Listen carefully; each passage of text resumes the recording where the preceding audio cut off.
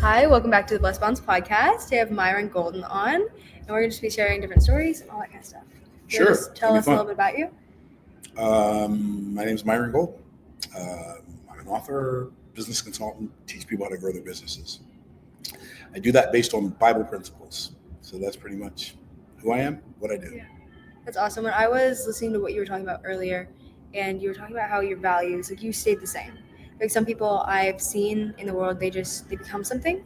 Like we're all something, but they become something to the world, and then they just change. And that's a fear of mine. Is I'm like, okay, what if I become something big and then I change? And so, how did you stay true to your values and true to what God has put in you? Well, I think because I started by knowing that my identity comes from God, who is the ultimate identity. And so it doesn't matter what people think I am. It only matters what God and myself know I am. Yeah. And so if I'm going to not be true to who somebody thinks I am, I'd rather not be true to who people think I am than not be true to who God knows I should be. So. That's good. Yeah, because I think definitely people change, and they change for the world. Well, and sometimes I wonder if they changed or if they just revealed who they always were, but they hid it because they were afraid they couldn't afford to let people know. And not, I have money, so I don't need you, so I'll just be who I've always been. That's true. I don't know, maybe. That's a good way to think about it. Yeah. Sometimes we think people changed, and they really didn't change. They just finally showed their true colors, like who they really are. I think that's hard. So you had talked about earlier how you had someone that you relied on when you lost everything. Yeah. How did you know that they were going to be true to you? Because there's a lot of people in the world that you could trust. And you don't know that they're going to be true. Yeah, I knew this guy's going to be true to me.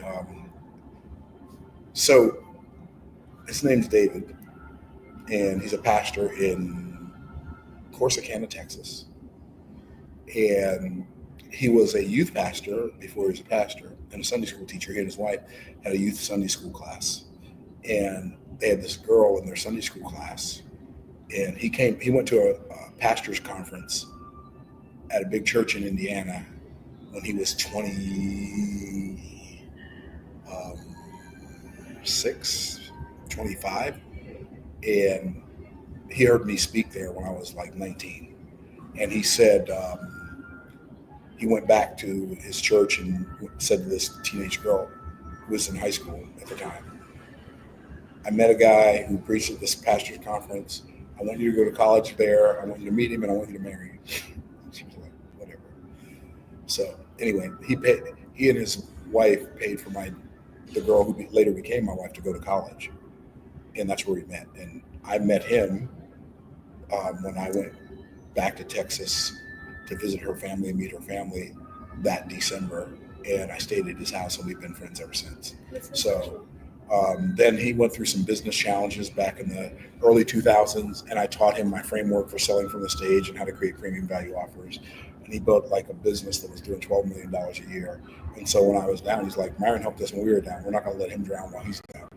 So it was that kind of thing. That's really cool. I think that definitely shows the fruits of the Spirit. And then Galatians, it talks about bearing one another's burdens. And it's 100%. Not like, I'm going to take care of you when you're doing good. Right. Yeah. I'm going to take care of you because I love you, not your money. Exactly. And it's an important value to have in life. It is. Yeah. I think you have that when you're born. You also have to grow that. 100%. So how did you continue to grow that and continue to have that heart during all these things? The heart to do what? To take care of other people. I think it's something my parents instilled in us. I've got 6 brothers. And I think it's something that my parents instilled in us, that just because we're here, we get here by ourselves, we're not here for ourselves. And so I've always been trained and taught by my parents. And then I came to Christ when I was 16. I started reading the Bible. You look out for other people.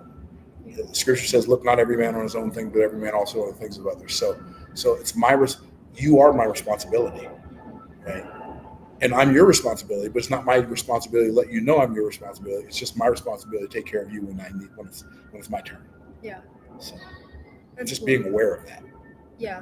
This one's kind of an interesting question, but how do you know which people to help and which people? Yeah, and when do you help people? When does help and when does help hurt? Man, that's such a great question. I think You help the people you can when you can, as long as you realize that that help is not hurting them. But sometimes you realize that the help that you're giving people is actually doing more harm than good. Because sometimes when you help people, it causes them to avoid continuing to mess up their lives. You know what I'm saying? One of the things, when you have money and people know you have money and people who are close to you know you have money, you become their first solution to their money problems. And so, um, and I love helping people, but a friend of mine who's a pastor also, he said to me, he said, Myron, don't let people come to you and say, hey, I need your help. I need you to loan me $2,000. They can say that, but you say, well, I'll tell you what, I'm willing to help you, but I'm not willing to loan you $2,000. And then loan them the amount of money that if they didn't give it back to you, you'd be okay with it. Yeah. Say, I'm not going to be your solution, but I'll be a part of your solution. I'll loan you $300. Yeah. Then you got to go figure out how to get the rest. Because I think most people don't realize that money is very rarely their money problem. Their money problem is usually the result of something else further upstream that they've not dealt with. And it just shows up in money eventually. Yeah, like they're lacking something else, so they find fulfillment, which they think will be Right. money, but it doesn't actually happen. Right. And well, some people it's gambling. Some people it's drinking. Some people it's drugs. Some people it's laziness. Some people it's gluttony. Like the scripture says, the drunkard and the glutton shall lie down together, and drowsiness will clothe a man with rags. I'm not saying that all broke people are lazy, gluttonous, or drunken, but I'm saying that if you're lazy, gluttonous, or drunken long enough, you will be broke. And sometimes, and giving you money doesn't fix any of those. Right. So, I feel like money's not the solution, but money can be a tool. Right. It's always Right. how you use things. Mhm. In opinion. Yes, it's how you use things is determined by what you believe the purpose of those things are. So That's good. Okay, so I kind of want to go back to when you came to Christ at 16. What sure. was that like? How did you So that reach was that point? what was that like? So my parents had taken us to Sunday school and church most of our lives, and so I had a healthy fear of God. Like I was aware that God is God and I am not God, Yeah. and God is not to be trifled and He's not to be toyed with. I was not a good person. I wasn't kind. I was kind of had a chip on my shoulder, an attitude. Would fight at the drop of the hat. Sometimes I'd drop two hats, and I was angry. I guess would be a good way to describe it. But I was into martial arts, and I met a friend. I met this other kid who was into martial arts, and I could tell because he wore a Bruce Lee shirt, like a Bruce Lee jacket to school. I'm like, oh, okay, he knows he's into martial arts. So I went to his house one day. We were practicing martial arts in his basement. This other guy comes over. His name was Stan, and so we were at Pete's house, and Stan comes over to Pete's house, and we're all sparring in Pete's basement. And then right before Stan leaves, he says, hey, do you mind if I ask you a question? I said, no, ask me a question. He said, so if you died today, do you know for sure you'd go to heaven? I'm like, where did that come from? I was like, what? I said, no, I'm pretty sure I wouldn't go to heaven. He says, can I show you some verses how you can be sure? Sure, you can show me anything you want because my parents taught you respect church people, right? Mm-hmm. So he showed me all these verses. He said, so do you want to receive Christ? I can't. I'm not a good person. I've got a bad attitude. I've got a bad temper. I'm not going to play with God and pretend I'm going to be some church dude. No, I'm not doing that. And so he witnessed to me. I started hanging out with him, started going to youth activities with him. And every time he saw me, he would witness to me. I was like, I can't, bro. I'm not ready. Yeah. And I didn't realize there is no ready, right? I didn't realize that the only thing I had to do to receive Christ was to let Christ do it. I didn't have to do anything to get ready. And there was nothing I could do to get ready. I didn't realize that. Then finally, one Sunday night at church, the preacher preached. I was there. This older guy taps me on the shoulder, says, son, do you want to receive Jesus? Yes, sir. And I received Christ, went home, told my mom. She said, that's nice, baby. I told my brother Mike, who's a year younger than me. He thought to himself, he told me this later, I'll give you 2 weeks, you'll be back to your fighting, cussing self. Okay. Well, it's been longer than 2 weeks. I had never went back to my fighting, cussing self, and he's a pastor in Pennsylvania now. It's So crazy. yeah, so that was, and I started reading the Bible within a couple of weeks. Stan said you need to start reading the Bible. Then we started memorizing scripture. I was on a quiz team. We'd memorize a chapter a week, and then I read this book called Next Steps for Growing Christians, and it was like a Chick tract, but it was made by the same company. I don't know if you're familiar with Chick tracts. Mhm. It's like cartoon. It's like a cartoon devotional. That's fun. Best way I can describe it. It's called Next Steps for Growing Christians, and it talked about, okay, you need to pray for an hour a day, read 10 chapters of the Bible a day, and then witness to somebody at every opportunity. So that's what we did. That's cool. We were like a bunch of teenagers who were just on fire for just evangelizing the world. That's amazing. Yeah, and so that's pretty much how it got started. It's crazy how you went from where you were and just because one person witnessed to you. Yep. I think that's what we need to be. 100%. Because like, you never know what you are to somebody else 100%. and how they see you. Someone told me one time, they're like, you might be the only bit of God that somebody sees in their life. So be careful how you walk around. Be careful what you listen to. Make sure you don't misrepresent him. Right. It's like, okay, so you say something and they think, oh, that's what a Christian says. Oh, that's what a believer in God says. And that changed everything. I was like, I'm not going to be able to talk like the rest of the teenagers my age. I'm not going to be able to watch the things the rest of my teenagers my age do.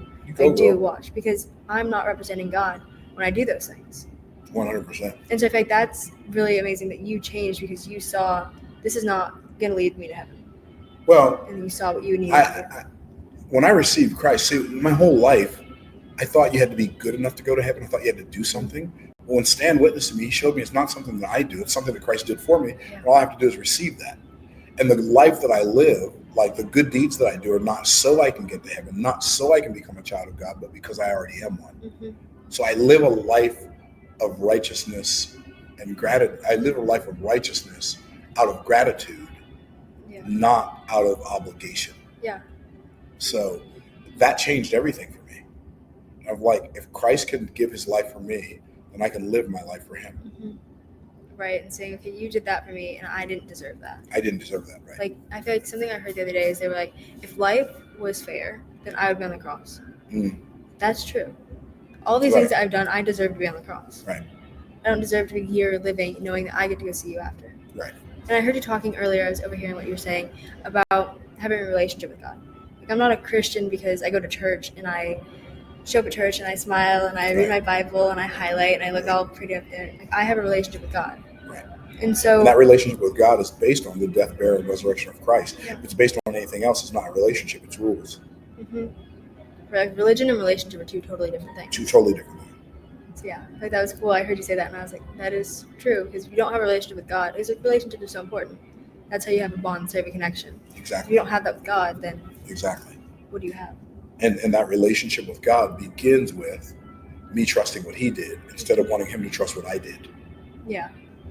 That's awesome. Okay, so I wanted to go into when you lost everything. So can you kind of tell us like that story? Because I don't really know the story or. Yeah. So business was booming. It was going really, really well. We were doing, $100K a month back in 2005, 2006, 2007. But like we went starting on April 15th, 2007, started 7 years of tragedy for us. So my oldest son, Adam, was in a car accident on his way home from church. And he was in the hospital, and I was speaking at a Bible conference in Florida. This is in Pennsylvania. So he was in the hospital, and so I ended the conference. I didn't end the conference. I just left the conference. I went home, and I didn't know if he was going to be dead or alive when I got there. But he was unconscious. He was alive, but he was unconscious. 4 days later, he passed away. It was the most surreal, painful, mind-blowing experience of my life. There are no words. Yeah. Right. There are no words. And as painful as it was, and as hard as it was for me to watch my son die, what was even harder was watching my wife watch her son die and watching my other two children watch their brother die. And there was nothing I could do to rescue any of them from this situation. Yeah. Like, I couldn't protect them from this.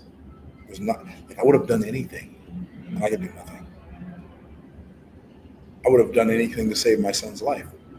I could do nothing. I was so aware of how control is an illusion. Mm-hmm. but I was more aware of how much God loved me. Yeah. And I was aware of how much God loved me because I would have done anything if I could have done something. I could do nothing. God watched his son die for me. He could have done something, and he did nothing. And that was the clearest I had ever perceived the love of God in my life. I can't imagine why a holy, righteous, just God would watch his holy, righteous, just son die on the cross for our sins when we deserved it, and he didn't. So that changed my life in so many ways. So that was the beginning of 7 years of stuff like that. Not none of it to that degree, but that was pretty traumatic. Well, the next year they created the Great Recession. What year were you born? 2010. So you were like, it was so crazy. Every business is booming, everything's booming. Then all of a sudden, it was kind of like a financial COVID. Okay. Everything, like, places didn't shut down, but like businesses shut down in droves. Yeah. People lost houses and cars and fortunes, and I was an entrepreneur, and I had clients who owed me over $250,000 and just disappeared. Yeah. Never heard from them since. And so, but unfortunately, in July of 2008, I bought $1 million house, and it wasn't a big deal. I mean, we were making $100,000 a month. Our mortgage was only like $8,500 a month, so it was not that big of a deal until it was. And so that's what happened. So in 2008, it did the Great Recession. By 2009, I'm like, I've got to do something. My income is going down, down, down, down, down. I've got to do something. So I had already made a decent amount of money in network marketing. So I said, I'm going to do network marketing again. So I joined this network marketing company, and in 4.5 months, got my income up to $40,000 a month from the network marketing side, another $100,000 a month from teaching the people in the company how to do what I did. So I'm like, okay, we're on our way back. And then the company changed the product, and then in a couple of months, that income went away. Then in 2010, I got a call from the IRS. I got audited. They told me I owed them $1,065,000. 4 months before that, my accountant met this woman, moved to Australia. Now I don't have an accountant, and the IRS is breathing down my neck. You're on your own. I'm on my own. So I had to hire a forensic accountant to come do 7 years of accounting. It was just a lot. And so that was 2010. 2011, my mom died. 2012, my car got me possessed. And I know people think, no, it's repossessed. Well, repossessed is when they come get it. Me possessed is when you take it back to them. I took it back to them. And our $1 million house that we bought for $1,027,000, I ended up selling it on a short sale for $634,000. So I lost $400,000 on that house. I borrowed money from anybody who would loan it to me, and we moved from Pennsylvania to Florida. My credit was so bad I couldn't buy a house, so I had to rent a house, and I had to pay the first month's rent, last month's rent, and a security deposit.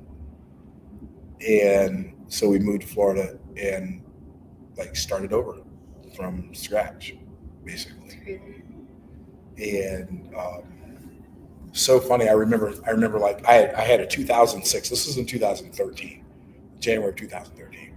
So I remember a couple of times, 2013, 2014. I had a 2006 Mercedes CLS 500. So there were these like loan shark companies in Florida. So I went to this loan shark company in Florida, and they loaned me $5,000 on the title of my car, so I could pay my bills. And I lived on board. My friend loaned me money for 2 years. So I'm like doing everything I can to get back. So I paid that off, and then a couple of months later, I'd go have to borrow $5,000 on my title again. And then I can remember in 2014, I can remember feeling like nothing I'm doing is working. It's just like, so heavy. And I can remember sitting on my back porch, on the patio. It wasn't a porch, it was a back patio. Sitting in a chair. My wife comes outside and says, "What's wrong?"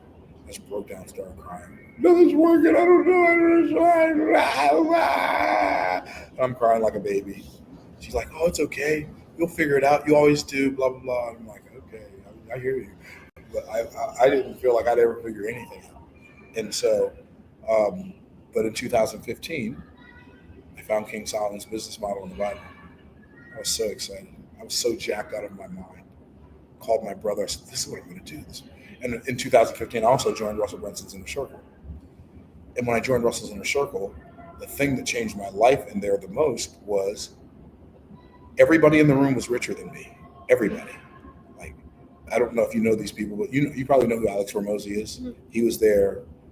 He was like 27. He was making so much more money than me. Do you know Brendan Poulin and Caleb Yeah. Poulin?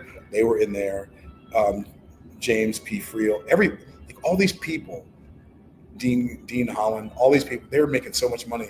We were like, I went with my son and my daughter.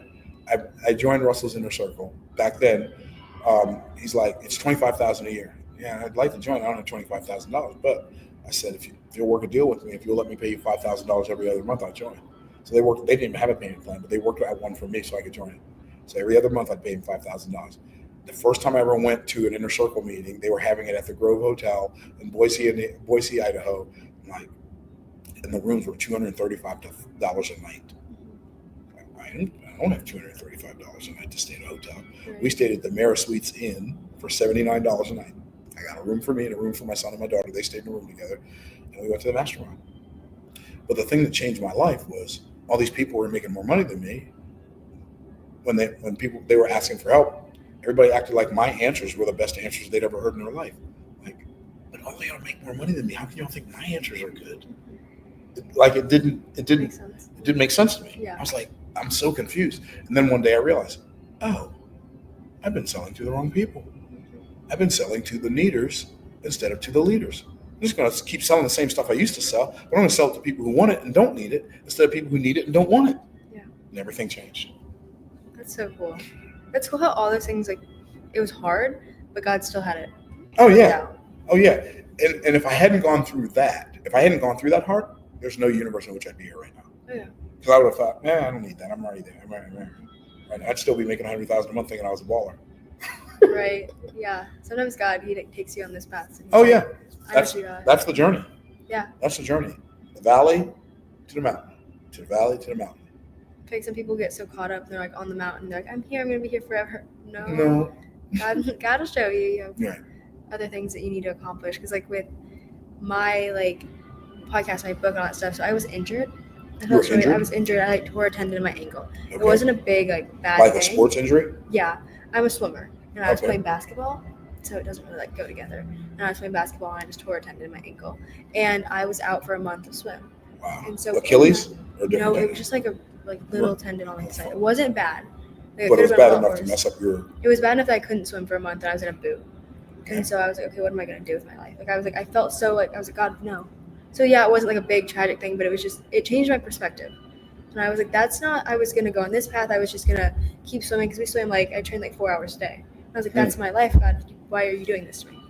You trained for swimming for 4 hours a day? Yeah, because I would get up in the morning, I'd go, and then I'd work on school, and then I would go in the evening.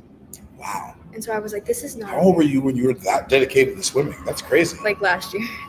Really? Yeah. 14 years old, you're swimming 4 hours a day. Yeah, and so it was some would swim and some would be running and training like that. Right. But you yeah. trained for swimming 4 hours a day at 14. Wow. Okay. And I was just like, okay, this is not okay, God. I was so mad at him because you changed my plan.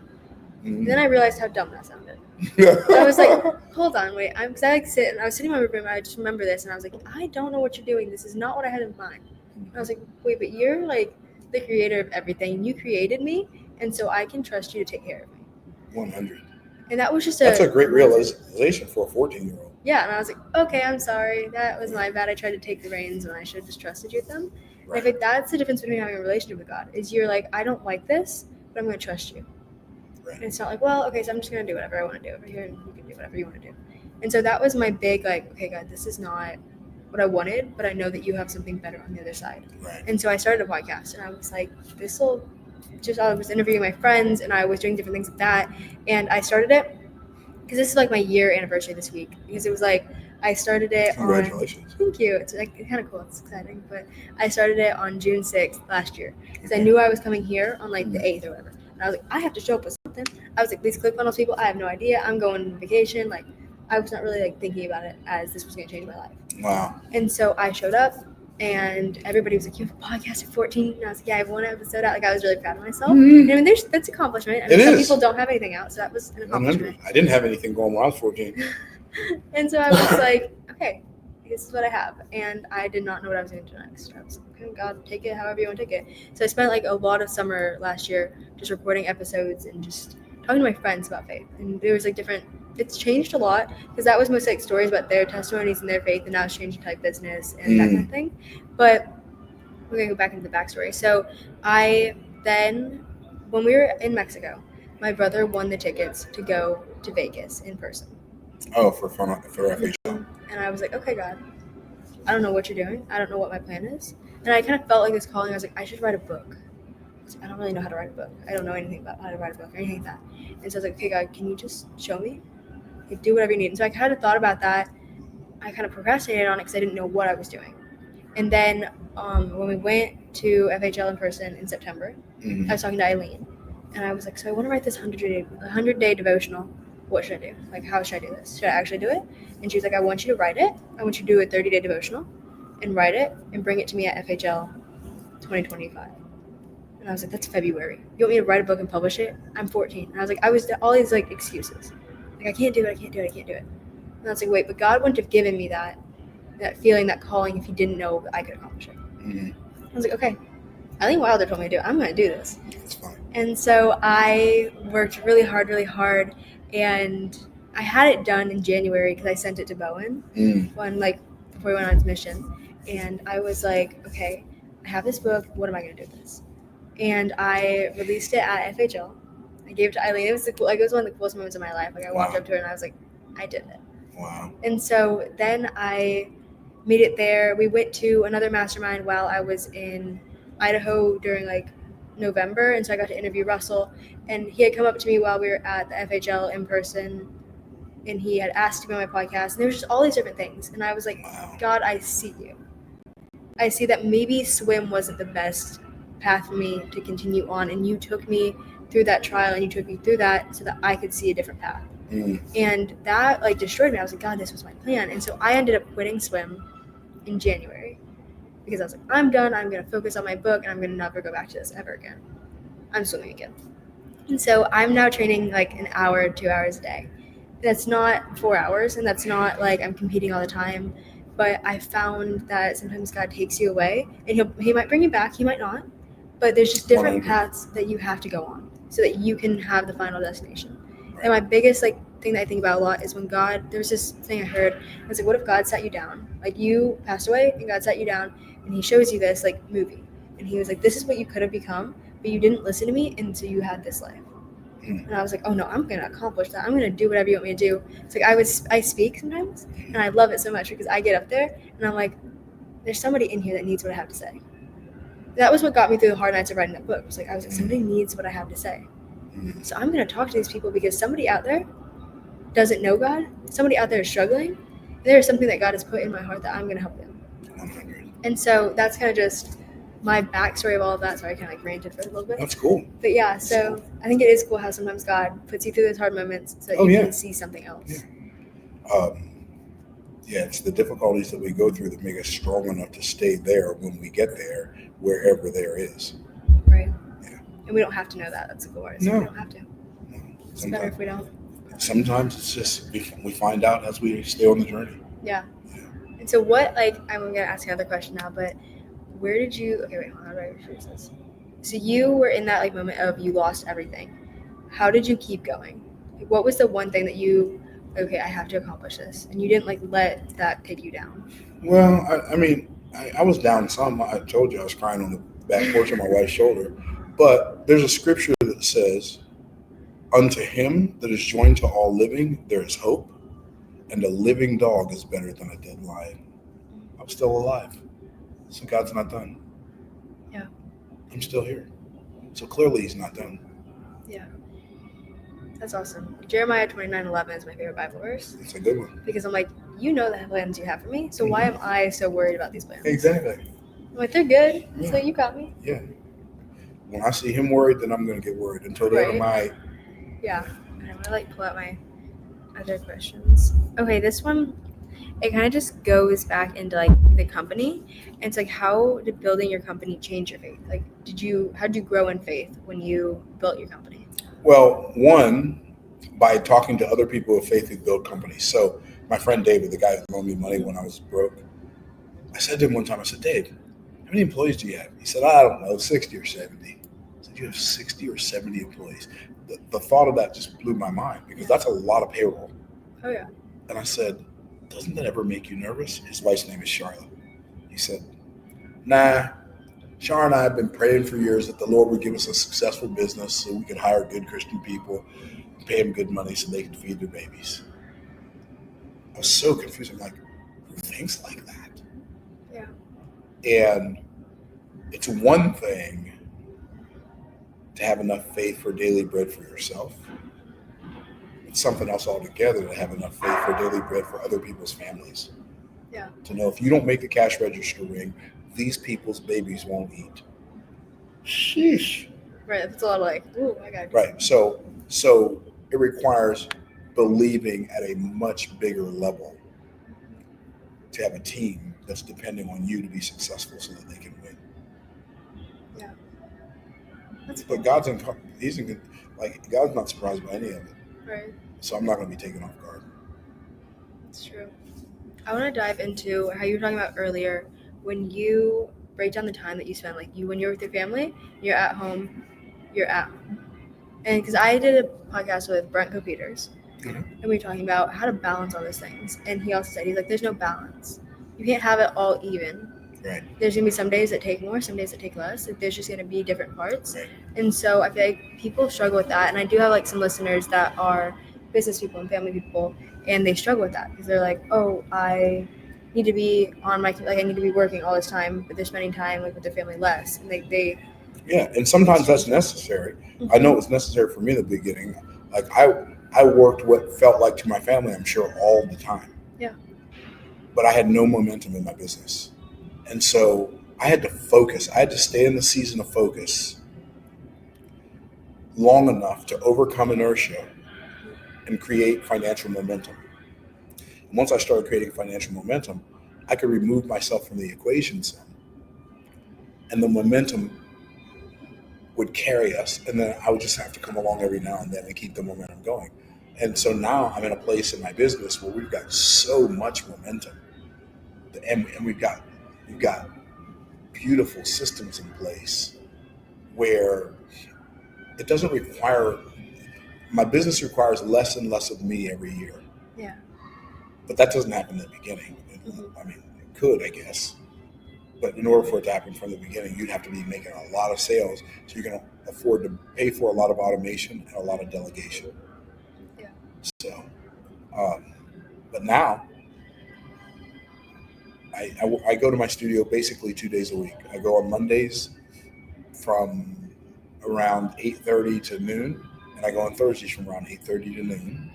And unless I'm having my challenge, in those weeks I go in from 8:30 to noon every day, Monday through Friday. But the rest of the month it's just Mondays and Thursdays.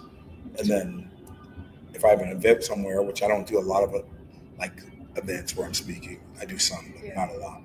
So my schedule is really, really chill. I can go to my granddaughter's karate practice and I can hang out with my wife or hang out with my daughter, my son-in-law, my granddaughter, or whatever. I think it's cool because you put the work in. You knew what the outcome was going to be because you knew what you were putting in. Exactly. And I worked really, really hard for really, really long hours in the beginning because I knew there would come a point where through automation and delegation, I could back away some.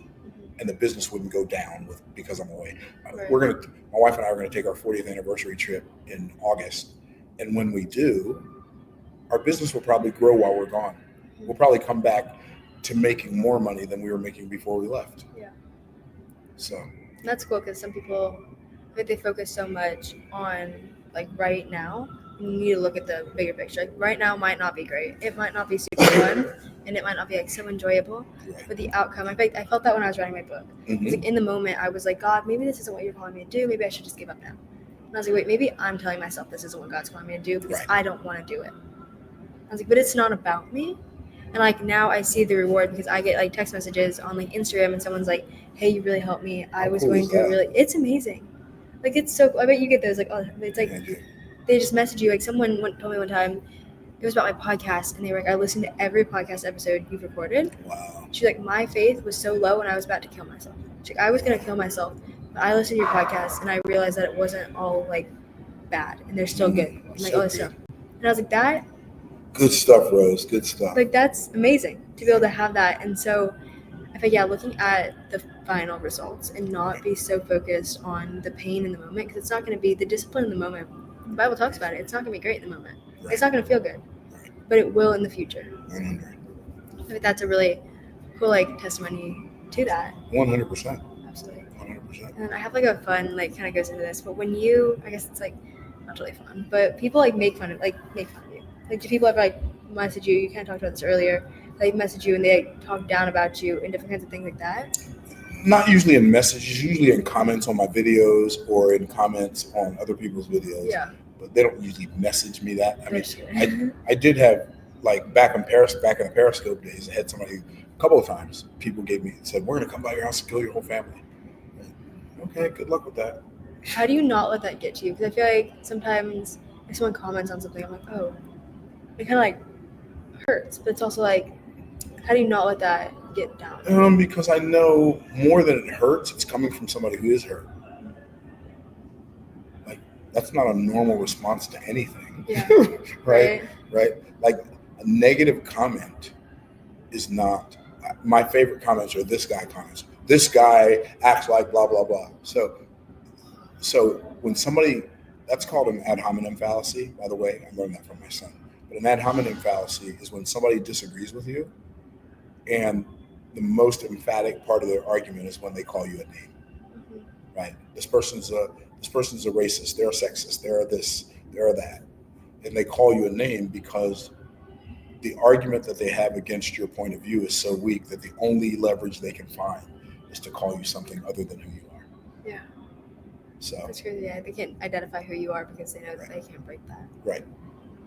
So they want to draw attention to something that makes them feel better about who they are, because they don't know who they are. They only know who they aren't, which is why they think they recognize who you aren't. Mm-hmm. So that's cool. Yeah, you have to like figure that out. Unfortunately, hurt people, but I don't let hurt people hurt me. I just recognize they're hurting, and I think to myself, "Oh, it's a shame that you're going through that." Right. But if that's what you got to go through right now, hopefully you'll learn something from it. Yeah, when I quit swim, someone was really down about it and like really mad about me quitting swim. Mm-hmm. And I was like, but it's not about you. Right. It's not about you. It's about me. It's about how I need to do, like what I need to do for God. Right. And I remember after they had said a mean comment to me, I just started praying. And I was like, thank you for keeping my heart so pure and so kind that I don't treat people like that. Mm-hmm. And I don't go back on him being like, no. I was like, okay, that's your opinion. We all have our own opinion. That's Thank yours. You for sharing. Yeah, I was like, okay, I'll be praying for you. Like that's yours. And you're allowed to have your own opinion about me, and that's okay. Right. But I also have my opinion about me. Right. I see myself how God sees me. That part. And so yeah. That's cool. Well done. Thank you. Okay, I'm gonna look at Okay, yesterday, this is really cool, but you were talking about the 6 steps to transformation. Is that what it was? Yep. And I was just going through that, and it was cool. And so I just want to say that. Like, that was just Thank you. My notes. 6 steps to transformation. Like the transformation is the ultimate optimization of business. Yeah. Yeah. I just want to say that. That was Thank you. Whole nother thing. But yeah, so how did you know this was what God was calling you to do?